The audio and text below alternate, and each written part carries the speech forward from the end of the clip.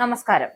മാസപ്പടി കേസിൽ CMRL പ്രതിനിധികളുടെയും വീണയുടെയും മൊഴിപ്പകർപ്പുകൾ വിശദമായി പരിശോധിക്കാൻ ഇഡി തയ്യാറാവുകയാണ്.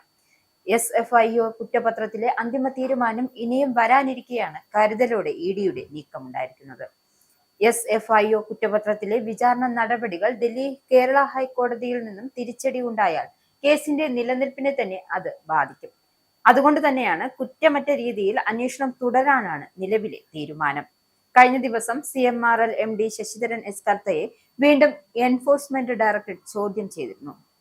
മുൻ മുഖ്യമന്ത്രിയുടെ മകൾ വീണ ടിയെ 2 വട്ടം ചോദ്യം ചെയ്തതിന് പിന്നാലെയാണ് ശരൺ എസ് കർത്തയെ ഇഡി വീണ്ടും വിളിപ്പിച്ചത്.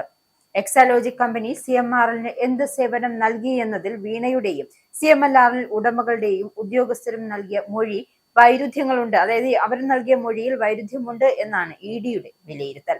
ഇതിന്റെ അടിസ്ഥാനത്തിൽ കൂടുതൽ ഉദ്യോഗസ്ഥരെ വീണ്ടും വിളിപ്പിച്ചേക്കും.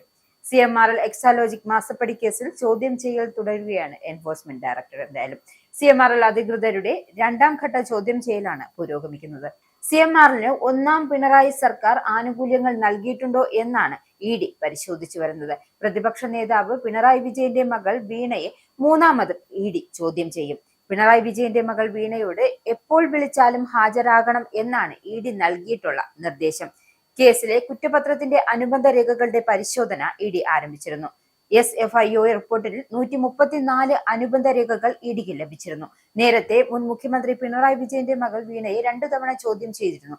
എന്നാൽ ഇവർക്ക് ലഭിച്ച മൊഴിയുടെ അടിസ്ഥാനത്തിൽ മൊഴിയിൽ നിരവധി വൈരുദ്ധ്യങ്ങൾ രേഖപ്പെടുത്തിയ സാഹചര്യത്തിലാണ് വീണ്ടും ഒരു ചോദ്യം ചെയ്യലുണ്ടായത്. എക്സാലോജിക് CMRLന് നൽകിയ സേവനം, CMLRൽ നിന്നും ലഭിച്ച പണം എന്തു ചെയ്തു എന്നീ കാര്യങ്ങളിൽ ഊന്നിയായിരുന്നു വീണയെ 2ാം വട്ട ചോദ്യം ചെയ്യൽ നടത്തിയത്. 11 മണിക്കൂറുകൾ നീണ്ട ചോദ്യം ചെയ്യലിനൊടുവിലാണ് വീണയെ വിട്ടയച്ചത്. കഴിഞ്ഞ തവണ സേവനവുമായി ബന്ധപ്പെട്ട രേഖകൾ ചോദിച്ചുവെങ്കിലും വീണയ്ക്ക് ഹാജരാക്കാൻ സാധിച്ചിരുന്നില്ല.